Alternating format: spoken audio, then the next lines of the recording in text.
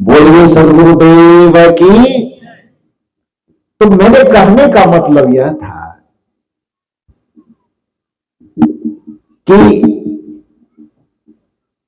भगवान बुद्ध, भगवान महावीर, सदगुरु कबीर, स्वामी दयानंद, स्वामी विवेकानंद इत्यादि महापुरुषों ने इस दुनिया को जीवन रहते तक पाप क्या है, पुण्य क्या है, धर्म क्या है, अधर्म क्या है, इसकी जितनी सटीक व्याख्या हो सकती थी, जितना सरल रास्ता हो सकता था पाप से बचने का, पुण्य के पथ में लगने का, अधर्म से बचने का, धर्म के पथ में लगने का, उतना सीधा, सरल, सटीक और सहज रास्ता जीवन भर बताते रहे हो।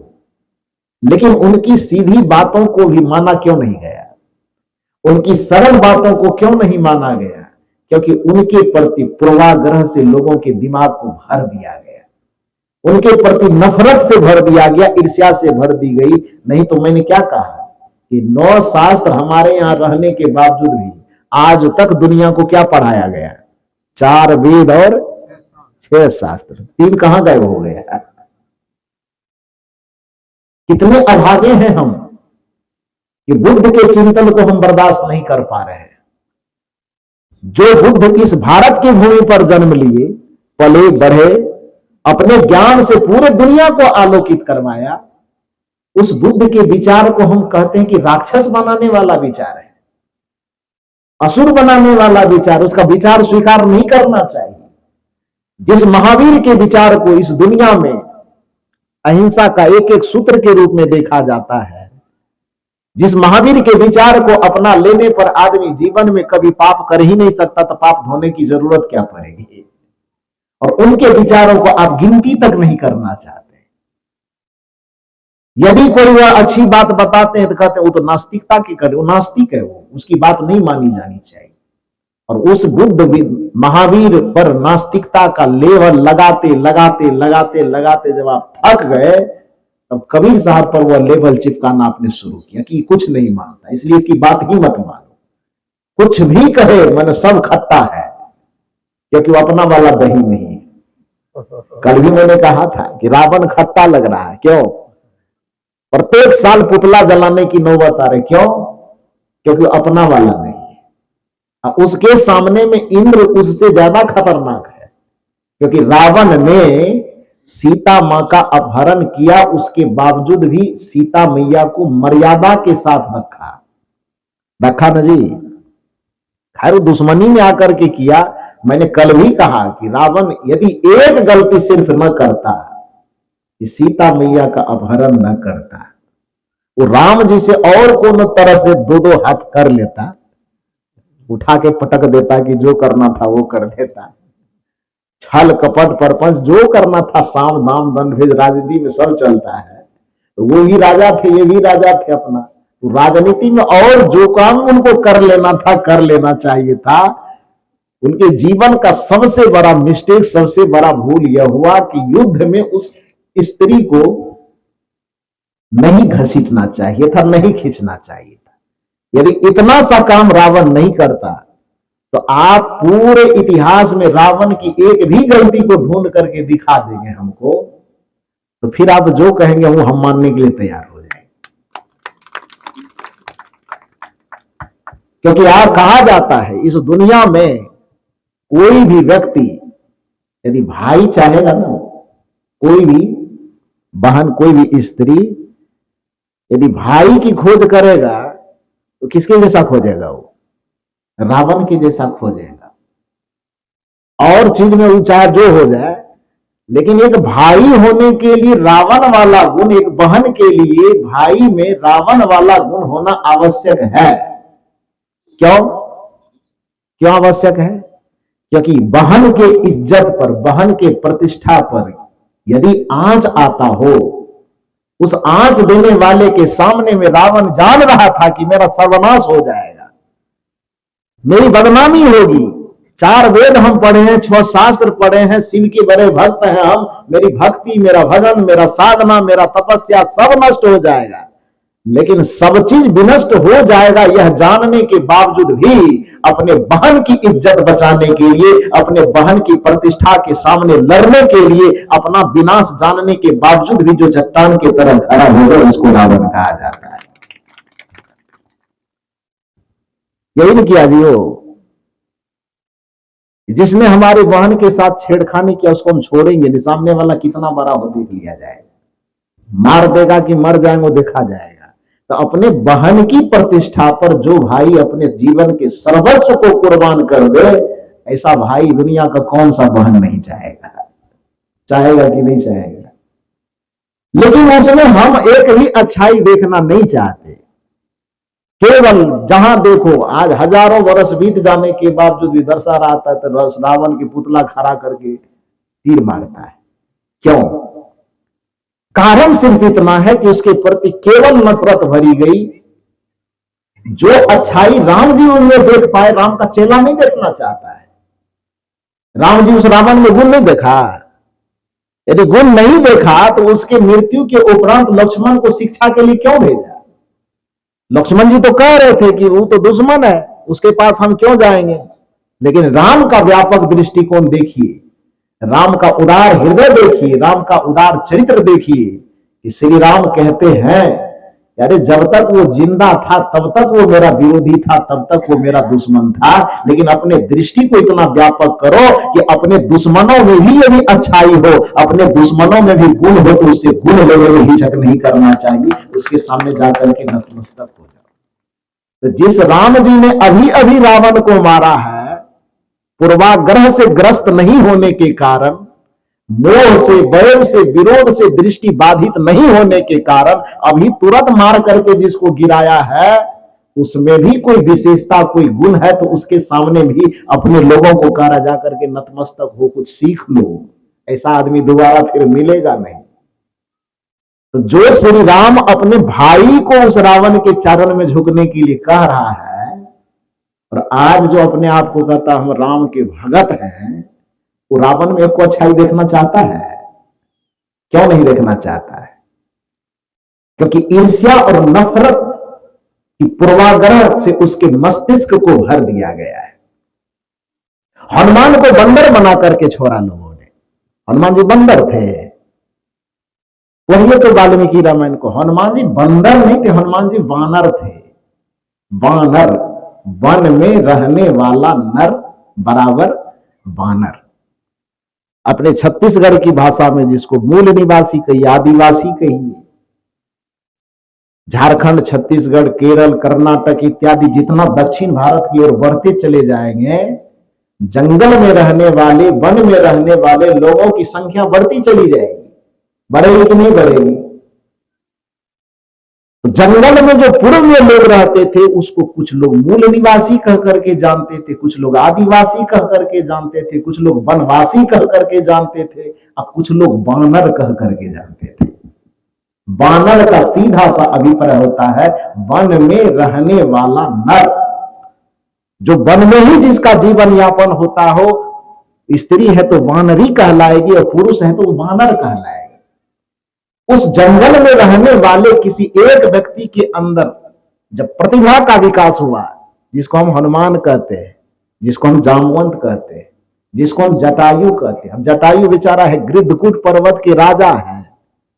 गिद्धकूट पर्वत के राजा होने के कारण अब गिद्धकूट से बनाते बनाते बनाते बनाते मिटाते मिटाते उसको गिद्धराज बना दिया है। गिद्धराज अब बना क्या दिया?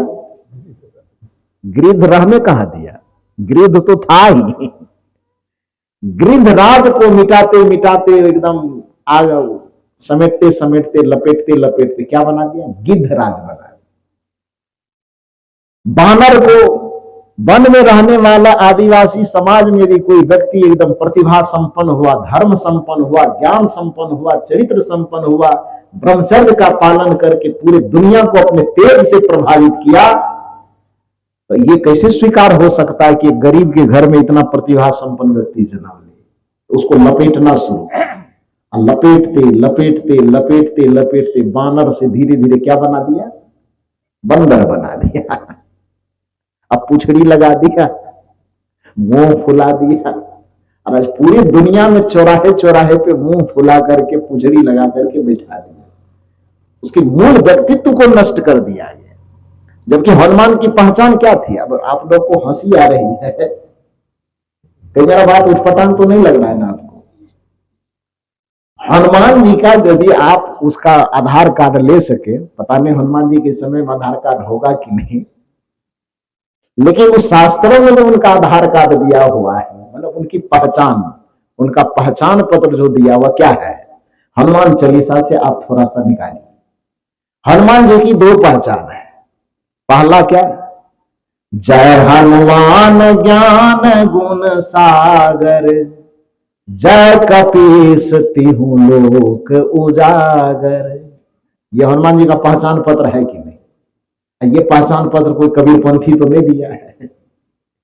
ये हनुमान जी के भक्तों ने, हनुमान जी के चरित्र को लिखने वालों ने, जो भी उस मार्ग के अनुगामी होंगे, उसने हनुमान जी की पहचान बनाई कि जय हनुमान ज्ञान गुण सागर। उसमें ज्ञान इतना है, गुण इतना है कि उसकी तुलना पोखर और तालाब से नहीं की जा सकती। उनके ज्ञान के, गुण की, चरित्र की, शुभाचरण की तुलना किससे की जा रही है? सागर से। सागर माने क्या होता है? पोखर। सागर मतलब जिसमें इतना राशि, इतना जल भरा हुआ हो, जिसके न ओर न छोर न माप तोल उसका कुछ न की जा सके, उसको सागर कहा जाता है। मतलब विशाल, इतना कि अथाह, अनगिनत। जय हनुमान ज्ञान गुण सागर। जिस हनुमान में ज्ञान गुण चरित्र सब सागर के जैसा समाया हुआ है। जय कपीस तिहु लोक उजागर। उजागर माने क्या होता है? प्रकाशित होना। जिसका चरित्र तीनों लोकों में फैला हुआ है, जिसके गुण गाथा पूरे तीनों लोकों में गाए जाते हैं, उसको बंदर बना देना ये कहां से जायज है? बताइए, कौन दृष्टिकोण से उचित लगता है? बल के मामले में हनुमान जी की पहचान है, उसका पहचान पत्र फिर दूसरा निकालिए, तो उसका पहचान पत्र दिया जाता है, राम दूत अतुलित बल धाम, अंजनी पुत्र पवन सुत नाम। बल के मामले में इतना बलवान है कि उसके बल की तुलना दुनिया में किसी से नहीं की जा सकती, इसलिए अतुलित बल धामा। अतुलित, जिसकी तुलना न की जा सके, उसको अतुलित कहा जाता है। तो बल के मामले में अतुलित है, ज्ञान और गुण के मामले में सागर है। वाल्मीकि रामायण में प्रसंग आता है कि जिस समय हनुमान जी से प्रथम मुलाकात होती है राम जी की, क्योंकि हनुमान जी सुग्रीव के प्रधानमंत्री थे, किष्किंधा के प्रधानमंत्री। अब प्रधानमंत्री कोई बंदर होता है, उसको अकाउंट देखने के लिए आएगा? किष्किंधा राज के प्रधानमंत्री का क्या नाम था? वो हनुमान जी था। जो उसका पीएमओ था, पीएमओ समझते हैं ना, राज्य में सीएमओ होता है और केंद्र में पीएमओ होता है। जो पीएम के लिए कोई भी कार्यक्रम तय करता है, उस संगठन को पीएमओ कहा जाता है।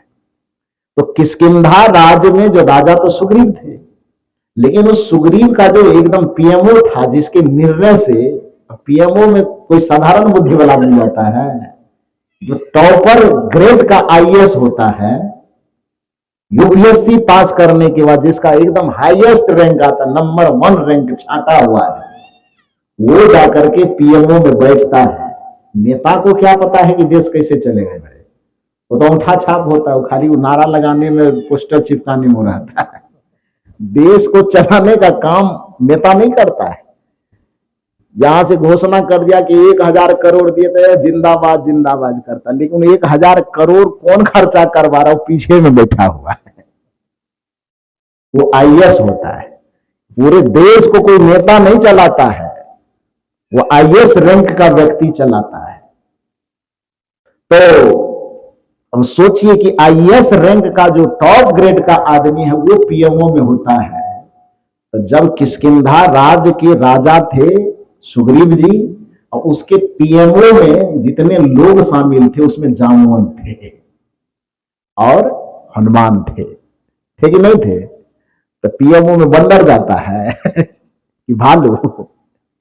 कितना खिलवाड़ है ये इतिहास के साथ, कितना खिलवाड़ है ये मानवता के साथ, और कितना खिलवाड़ है उस जटायु के व्यक्तित्व के साथ, हनुमान जी के व्यक्तित्व के साथ। और यदि यह बात लोगों के सामने यदि कहा जाए तो फिर वही लोग नारा लगाएगा, धो कबीरपंथी सब उखानते रहता, निंदा करते रहता।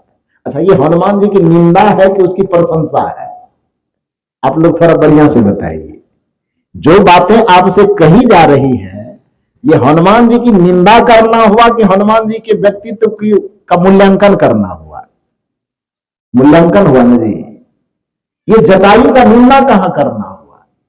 निंदा इसको नहीं कहा जा, निंदा तो वह कर रहा है जो हनुमान जी को मंदिर में मुंह फुला के पूंछ लगा के खड़ा कर दिया है। निंदा वह कर रहा है जो जटायु को गिद्धराज न रहने देकर के उसको गिद्धराज बना दिया है। खैर, प्रसंग मेरा दूसरी तरफ चला गया। मैं मूल रूप से इतना सा कहना चाहता था कि यदि किसी की मानसिकता पूर्वाग्रह से ग्रस्त होगा, बैर या मोह से ग्रस्त होगा, तो सच्चाई को हम नहीं जान सकते। चाहे वो कबीर साहब के प्रति हो, चाहे बुद्ध के प्रति हो, चाहे महावीर के प्रति हो, चाहे किसी के प्रति हो। तो कबीर साहब जैसे महापुरुष ने, बुद्ध जैसे महापुरुष ने, नानक जैसे महापुरुष ने इस दुनिया को धर्म अधर्म, पाप पुण्य, नैतिकता अनैतिकता, सदाचार कदाचार, इसको स्पष्ट तरीके से समझाया। लेकिन कबीर साहब की बात लोगों के कान तक पहुंचने के बाद भी उसके भीतर क्यों नहीं जा पाई? क्योंकि पहले से पूर्वाग्रह से नफरत एकदम भीतर में भरा हुआ है। कबीर कुछ नहीं मानता है, नास्तिक है, न देवी मानता, न देवता मानता, न भक्ति मानता, न धर्म मानता, न कर्म मानता, खाली सबकी आलोचना करता है। अरे, कबीर साहब के चिंतन में खाली आलोचना दिखाई देता है? कैसे भाई? पोथी पढ़ी पढ़ी जगमुआ पंडित भया न कोई, ढाई आखर प्रेम का पढ़े सो पंडित हो। इसमें आपको कबीर साहब का कोई करुणा प्रेम नहीं झलक रहा है? कबीर साहब यदि यह कहते हैं कि बोली तो अमोल है जो कोई बोले जान, हिय तराजू तौल के तब मुख बाहर आन, इसमें कबीर साहब की कोमलता आपको नहीं झलक रही है। यदि कबीर साहब यह कहते हैं कि जहां दया तहां धर्म है, जहां लोभ तहां पाप, जहां क्रोध तहां काल है, जहां क्षमा तहां आप, इसमें कबीर साहब का कुछ न्याय धर्म सत्य नहीं दिखाई दे रहा आपको? सांच बराबर तप नहीं, झूठ बराबर पाप, जाके हृदय सांच है ताके हृदय आप, इसमें कबीर का संदेश, कबीर का ज्ञान आपको नहीं झलकता है? आपा तजे हरि भजे, नखसिक तजे विकार, सब जीवन से निर्वैर रहे, साधु मता है सार, इसमें कबीर साहब का दर्शन नहीं झलकता है। क्यों नहीं देखना चाहते? इसलिए कि आपके दिल और दिमाग में नफरत का पूर्वाग्रह पहले से भर दिया गया है। खैर, कबीर साहब की बात यदि आपको नहीं सुनाई पड़ रही है, तो जिनकी बात सुनाई पड़ जाती है आपको, उसी महापुरुष से पूछ लीजिए कि पाप पुण्य है क्या और पाप पुण्य रहता कहां है। किससे पूछना चाहते हैं? तुलसीदास जी की बात सुनाई पड़ती है आपको, सूरदास की बात सुनाई पड़ती है? हमको लगता है कि सूरदास और तुलसीदास से भी ज्यादा बात आपको वेदव्यास की सुनाई देगी। क्योंकि जिस सनातन धर्म का अपने आप को हम दावा ठोकते हैं कि हम सनातनी हैं, उस सनातन धर्म के एक तरह से कहिए तो संविधान करता वो है वेदव्यास। नाम उसका वेदव्यास भी इसीलिए पड़ा, उनका मूल नाम तो वेदव्यास है नहीं, उनका मूल नाम है कृष्ण द्वैपायन। कृष्ण देखने में काला था, काला को कृष्ण कहा जाता है।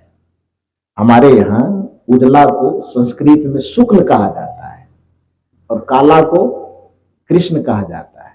इसलिए चांद के अनुसार जो यदि उजाला वाला पक्ष होता है तो उसको शुक्ल पक्ष बोला जाता है, और अमावस वाला अंधेरा वाला पक्ष आता है तो उसको क्या बोला जाता है? कृष्ण पक्ष।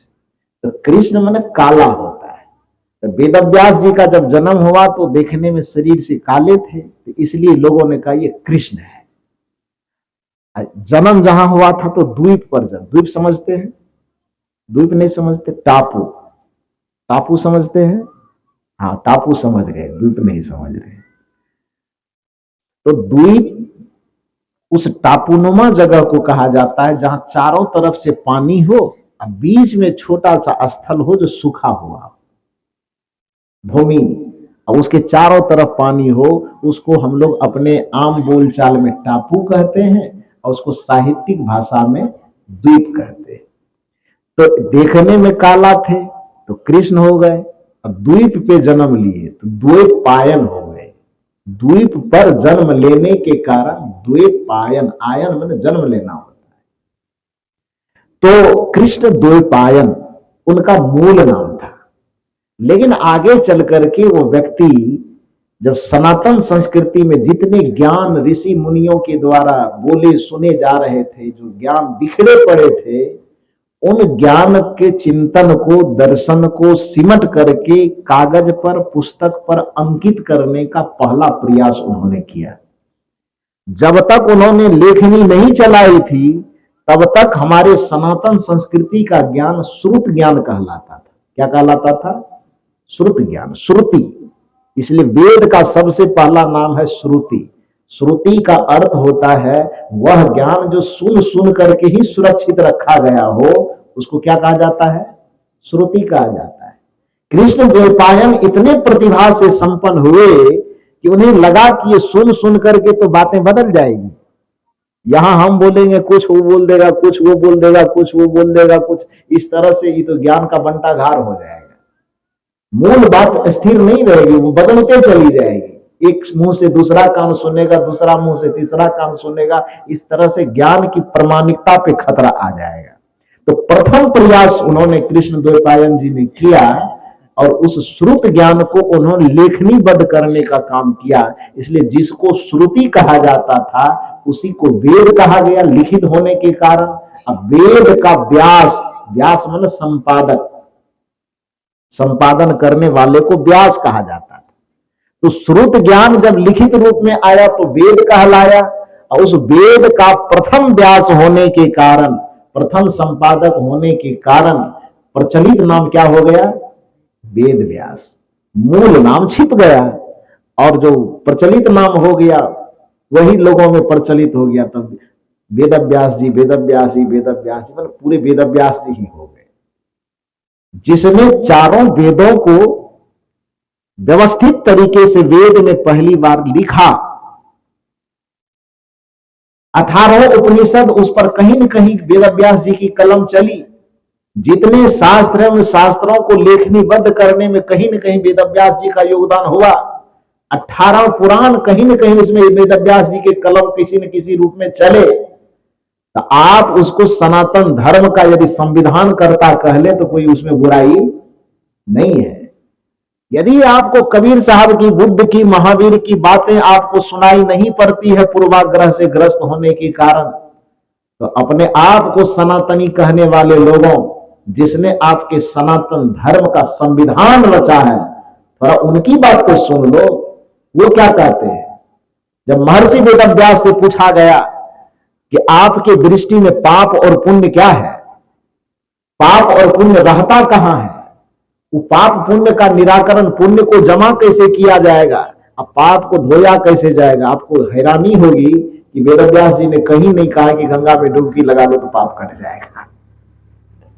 वो कहीं नहीं कहे कि फलाना काम कर लो, ये झाल बजा लो, कि माला जप लो, कि हवन कर दो तो उससे पाप कट जाएगा, पाप से मुक्त हो जाओगे, कहीं नहीं कहा। तब क्या कहा?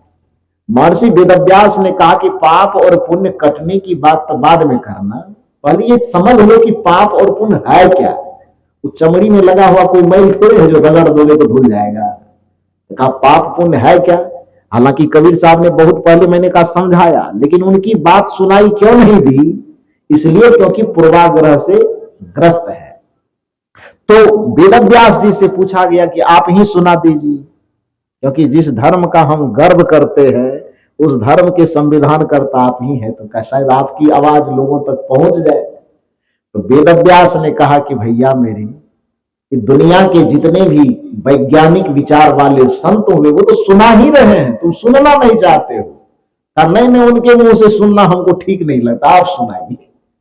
वेदव्यास ने कहा कि ठीक है, आप मेरे ही मुंह से सुनना चाहते तो सुन लो। अष्टादश पुराणेषु, 18 पुराणों में, अष्टादश, अष्टा 8, 10 10, तो 10 8 18, अष्टादश पुराणेषु। भाव यह है कि 18 पुराण, 4 वेद, 6 शास्त्र तो कहने की प्रथा है, लेकिन अब नहीं कहिएगा 6 शास्त्र। हम जब से जाने तब से हम 6 शास्त्र नहीं, लेकिन जुबान पे कभी कभी आ जाता है, क्योंकि बचपन से वही रटे हैं ना, सुने भी वही है, रटे भी वही है, लेकिन कहिएगा नहीं, नहीं कहना है, 9 कहना है। 4 वेद और 9 शास्त्र, उन 9 शास्त्रों का अध्ययन करने के बाद यदि आप पाएंगे तो उसमें यही भाव छिपा हुआ है कि अष्टादश पुराणेषु व्यासस्य वचनम द्वयम। वेद व्यास जी ने उस ज्ञान का संग्रह करने पर 2 ही पाप और पुण्य के 2 ही रास्ते निर्धारित किए हैं, तीसरा कोई रास्ता नहीं है। क्या रास्ता निर्धारित किया? तो अष्टादश पुराणेषु व्यासस्य वचनम द्वयम, परोपकाराय पुण्याय पापाय पर पीड़नम। महर्षि वेदव्यास कहते भैया तो क्या ये पाप पुण्य का झंझट लगा के रखा है कि वहां डुबकी लगाओ, वहां तिल छीटो, वहां जौ छीटो, वहां अक्षत छीटो तो पाप कट जाएगा, वहां स्वाहा स्वाहा कर दो तो पाप कट जाएगा। पाप बनता कैसे है, पहले वो विधान तो जान लो। जिस विधान से पाप बनता है उस विधान के विपरीत चलना शुरू कर दो, पुण्य होना शुरू हो जाएगा और पाप घटना कटना शुरू हो जाएगा। तो सूत्र को तो जान नहीं रहे हो, सूत्र कह रहा है कुछ और, काम कर रहे हो कुछ और। इसी बात को कबीर साहब ने कहा कि जाको सदगुरु ना मिला, व्याकुल दहो दिस धाय, आंख न सूझे बावरा, घर जरे, अब बुताए कौन जी? घर जरे घूर बुताए। घूर समझते हैं आप लोग कि नहीं समझते? ये लोग नहीं समझता होगा, समझते हैं? हाँ, घुरवा, हाँ। तो कबीर साहब कहते हैं घर जरे जल रहा है घर, अब पानी कहां डाल रहे हो? घुरवा पे पानी डाल रहे हो। तो घुरवा पर पानी डालने से घर की आग कैसे बुझेगी? ये घुरवा पे पानी क्यों डाल रहे हो? घर के आग की चिंता छोड़ करके, क्योंकि जाको सदगुरु ना मिला, जिसे सच्चे सदगुरु नहीं मिलते हैं, जिसे सच्चे संत का सानिध्य नहीं मिलता है, जिसे सच्चे संत का मार्गदर्शन नहीं मिलता है, उससे यही होता है कि पाप है कहीं पर, धुलाई हो रही है कहीं पर। पाप है मन के अंदर, रगड़ा जा रहा है तन को। कपड़ा है बक्सा के अंदर, साबुन रगड़ा रहा है बक्सा के ऊपर। अच्छा एक बात बताइए, पहले तो कपड़ा गंदा करना नहीं चाहिए, लेकिन किसी कारण से कपड़ा गंदा हो भी गया तो उस कपड़ा को बक्सा के अंदर रख करके बक्सा पर साबुन रगड़ा जाए तो कपड़ा साफ हो जाएगा? बिहार में नहीं होता, छत्तीसगढ़ में होता हो तो थोड़ा बताओ। बिहार की बात तो मैं जान रहा हूं क्योंकि उसी जगह जन्म हुआ है, यहां भी नहीं होता है, विधान ही नहीं है, कैसे होगा? कपड़ा पे दाग लगा हुआ है तो साबुन कपड़ा पे लगेगा, पानी कपड़ा पे जाएगा, घर्षण कपड़े पे होगा, तब न कपड़ा का दाग छूटेगा जी। कोई पागल होगा, कोई बेवकूफ होगा जो गंदे कपड़े को बक्सा के अंदर रख करके बक्सा पे साबुन रगड़े, पानी छीटा मारे और कहे कि कपड़ा साफ हो गया। तो ये इसको जिस तरह से महामूर्खता कहा जाएगा, उसी तरह से पाप और पुण्य का जो बीज होता है वह हमारे विचार में होता है। पाप और पुण्य का जो बीज होता है वह हमारे संस्कार में होता है। पाप और पुण्य का जो बीज होता है वह हमारी बुद्धि में होती है। पाप और पुण्य का जो बीज होता है वह हमारे मन में होता है, और ये मन, बुद्धि, विचार और संस्कार हमारे शरीर के अंदर रहता है। लेकिन गंगा में डुबकी लगाने पर हमारा तन धोया जाता है, वो मन तक गंगा जी की पहुंच नहीं होती है। तो मन जैसे इस शरीर रूपी बक्सा के अंदर है, कहीं पर हम डुबकी लगाएंगे तो रगड़ेंगे किसको? बक्सा को रगड़ेंगे कि अंदर वाले को? वो अंदर तक हाथ कैसे पहुंचेगा? अंदर तक वो पानी कैसे पहुंचेगा? कदाचित गंगा मैया कहे अच्छा बच्चा तू पाप धुलवाने आया है, तो जहां पाप बैठा हुआ है वहां हम जाना चाहते हैं, नाक मार के डुबकी लगाओ। और गंगा मैया कहे कि नहीं, जहां पाप है वहां हम पहुंचना चाहते हैं, तो आपके नाक से, कान से, आंख से, मुंह से सब गंगा जी अंदर जाना शुरू कर दे, क्या हाल होगा आपका? आप कहें कि नहीं नहीं नाक के अंदर नहीं जाना है, गंगा मैया कहे तू पाप धुलवाने, तो पाप तो वही है जहां हम जा रहे हैं क्या हाल होगा? एक विचारक ने बड़ा सुंदर टिप्पणी किया है, धोना था मन भूल गया तो धोता रहा तन मल मल के। असल काम करना यह था कि मन को रगड़ना था, और मन की रगड़ाई दुनिया में सत्संग के अलावा कहीं नहीं होता है। सदगुरु कबीर साहब ने कहा पाप यदि धोना हो तो एक काम करो, गुरु धोरी शिष कापरा साबुन सिरजन हार सूरत शिला पर रगड़िए, तो निकलेगा क्या? निक से ज्योति अपार, वह परम प्रकाश निकलेगा, परम ज्योति निकलेगा, परम सफाई निकलेगी, सारी मलिनता धुल जाएगी। बस तुम और कहीं मत डुबकी लगाने जाना, केवल सत्संग की गंगा में आकर के डुबकी लगा लेना और गुरु की शरण में समर्पित हो जाए।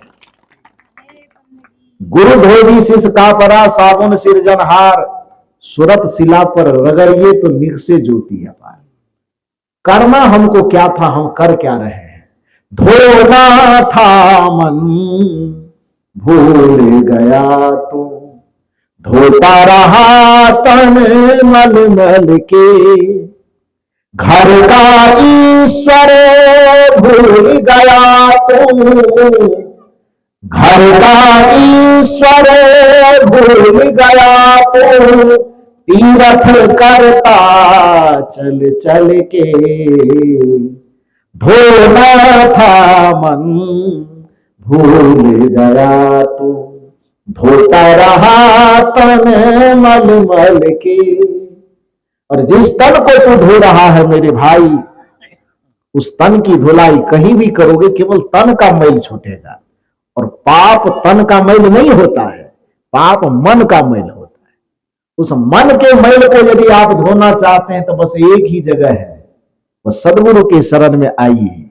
सब जाने की गंगा प्रवाहित है गुरुदेव आपके चरणों में। जो गंगा वहां हिमालय की गंगोत्री से प्रवाहित होती है, उस गंगा में केवल आपका तन निर्मल हो सकता है।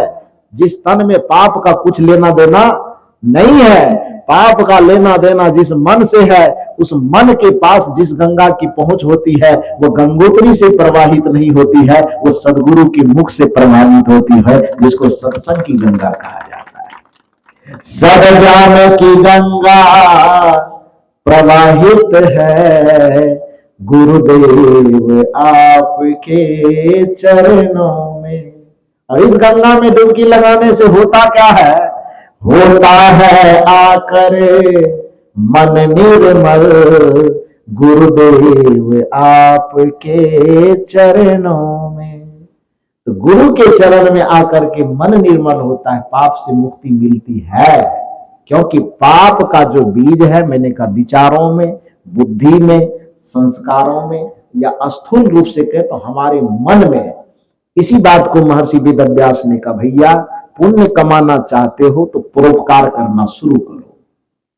अब पाप घटाना चाहते हो, मिटाना चाहते हो तो दूसरे को पीड़ा देना बंद करो, दूसरे को सताना बंद करो, बकरी को काटना बंद करो, मुर्गी काटना बंद करो, संडे हो या मंडे रोज खाओ अंडे का फॉर्मूला बंद करो। है ठंडी थोड़ी सी बढ़ गई तो चौराहे पर एकदम भीड़ बढ़ गई, क्यों भाई? अरे ठंडा बढ़ गया, थोड़ा सा गर्मी चाहिए सुबह शाम अंडा, ताकत थोड़ा घट गया तो अंडा। वो अंडा खाते रहे और गंगा जी में डुबकी लगा रहे तो कौन भगवान पाप काट देगा? थोड़ा भगवान को भेज देना, उससे बतिया लेंगे हम। क्यों काटेगा? कैसे काटेगा? गुनाह किए हो मुर्गी के साथ में पाप काट देगा कोई तीसरा?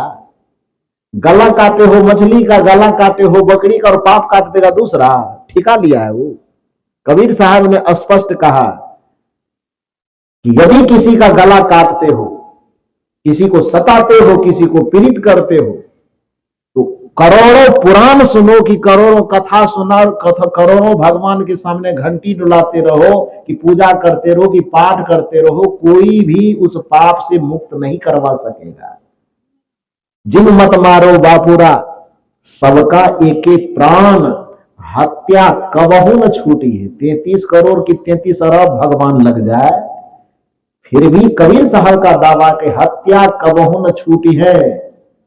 कोटिन सुनो पुराण या कोटि हीरा दो दान, चाहे दान करो कि पुराण सुनो, कोई भी पाप कटने वाला नहीं है। पाप कटने का बस एक ही उपाय है कि तुम काटना बंद कर दो, तुम्हारा अपने आप कट जाएगा। तुम दूसरे को पीड़ा देना बंद कर दो, सताना बंद करो, पीड़ा देना, क्योंकि पाप है बनता उसी से है। कबीर साहब की भाषा आपको समझ में नहीं आती, इसलिए वेदव्यास जी को बीच में लाए हैं बेचारे को। वेदव्यास जी वही कह रहे हैं कि अष्टादश पुराणेषु व्यासस्य वचनम वयम, मात्र 2 रास्ता, परोपकाराय पुण्याय, दूसरे का हित करो, दूसरे का भला करो, अपने क्षमता से, अपनी योग्यता, अपने सामर्थ्य से किसी दूसरे का उपकार करो, किसी दूसरे को सहयोग करो, मदद करो। कोई भूखा है भोजन कराओ, कोई प्यासा है पानी पिलाओ, किसी को शरीर पे वस्त्र नहीं मिलता है, अपने सामर्थ्य से किसी का शरीर ढक दो। इस सेवा भाव में यदि आपका जीवन गुजर रहा है तो पाप बनेगा ही नहीं, तो पाप मिटाने की जरूरत क्या पड़ेगी। और कदाचित जाने अनजाने कुछ भूल हो भी गई है पूर्व में, तो यही एक ऐसा उपाय है जो करने से आपके पूर्व के जो किए गए पाप हैं वो धीरे धीरे धीरे धीरे घटेगा। अब इसका ये भी मतलब मत निकाल लीजिएगा इधर गला भी काटते रहे उधर दान भी करते रहे, वो तब पाप नहीं कटेगा। ये नहीं कहेगा साहब जी तो कह दिए थे कि दूसरे को पानी पिलाते रहिए तो पाप कट जाएगा, तो इधर गिलास से पानी पिलाते हैं उधर दूसरे का खून चूसते हैं। ये नहीं, ये बात मैं नहीं कह रहा हूं। मैं ये कह रहा हूं कि आप परोपकार कीजिए और आपसे अनजाने में, जानबूझ करके नहीं, नादानी में, नासमझी में, किसी व्यवस्था, किसी कारण से आपसे पूर्व में अज्ञानता के कारण जो गलतियां हो चुकी, जो अपराध हो चुके, उसको कहिए कि पाप हो चुका। उस पाप से यदि आप मुक्त होना चाहते तो उसका ये रास्ता नहीं है कि आप स्वाहा स्वाहा कीजिए, कि घंटी बजाइए, कि डुबकी लगाइए। उसका एक रास्ता हो सकता है, वह रास्ता है कि अपने पूर्व के किए गए कुकर्मों, अपराधों के लिए आप हृदय से अपने आप में पश्चाताप कीजिए कि हमसे अनजाने में ये गलती हो गई। हे गुरुदेव, सौंप दिया इस जीवन को गुरुदेव तुम्हारे चरणों में, है जीत तुम्हारे चरणों में और हार तुम्हारे चरणों में। चाहे अग्नि में मुझे जलना हो, चाहे कांटों पर मुझे चलना हो, चाहे छोड़ के देश निकलना हो, रहे ध्यान तुम्हारे चरणों में। अपने आप का तन मन वचन जीवन संपूर्ण समर्पण करके हृदय से इस भाव को पश्चाताप की अग्नि में जलने दीजिए कि हे गुरुदेव, जो गलती हमसे अनजाने में हो चुकी, मैं संकल्प लेता हूं कि दोबारा ऐसी गलती कभी करूंगा नहीं। और इस संकल्प के साथ, इस पश्चाताप भाव के साथ प्राणियों की सेवा करना शुरू कर दीजिए, प्राणियों पर दया करना शुरू कर दीजिए। पाप न कटे तो फिर आकर के मुझसे मिलिएगा, घटेगा। तो कहने का ये अभिप्राय है कि दुनिया के कोई भी वैज्ञानिक चिंतक होंगे, विवेकपूर्ण बात करने वाले होंगे, तो पाप और पुण्य की बात करेंगे, धर्म और धर्म की बात करेंगे, तो वो केवल वो आपको घड़ी घंट मंदिर मस्जिद में नहीं भेजेगा आपको, बल्कि प्राणियों की सेवा में, प्राणियों को परमेश्वर मानकर, आत्मा को परमात्मा मानकर, गोस्वामी जी की भाषा में कहे तो सिया राम मैं सब जग जानी, करो प्रणाम जोर जुग पानी। देवियों को सीता के रूप में देखने के लिए कहेगा, पुरुषों को राम के रूप में देखने के लिए कहेगा, इसी को हमारी सनातन संस्कृति का एक सुंदर सा सूत्र कि मातृवत परदादेशु परदर्वेशु लोष्टवत और आत्मवत सर्वभूतेषु, अपने आत्मा के जैसा सभी आत्मा को समझने की दृष्टि जो देता, इसको सनातन धर्म कहा जाता है। मातृवत परदारेशु, दूसरे की स्त्री को उम्र के अनुसार अपनी बेटी, बहन और मां के समान समझना। परदर्वेशु लोष्टवत, दूसरे का धन कहीं दिख जाए तो उसको मिट्टी के ढेले के समान समझना, निर्लोभ ही रहना। और आत्मवत सर्वभूतेषु, अपनी आत्मा के अनुसार ही समस्त प्राणियों की आत्मा को समझ करके अपने मन से, वचन से, कर्म से किसी को कष्ट न देने की भावना मन में पालना, यही सनातन धर्म है। आत्मवत सर्वभूतेषु यं पश्यन्ति सह पंडितः, जो ऐसा करके देखता है वही पंडित है, वही ज्ञानी है, वही भक्त है, वही पुण्यात्मा है। जो इस प्रकार की दृष्टि बना करके अपने मन से, वचन से, कर्म से सदैव परोपकार के भाव में संलग्न रहेगा, पहली बात तो उसके जीवन में कभी पाप बनेगा ही नहीं।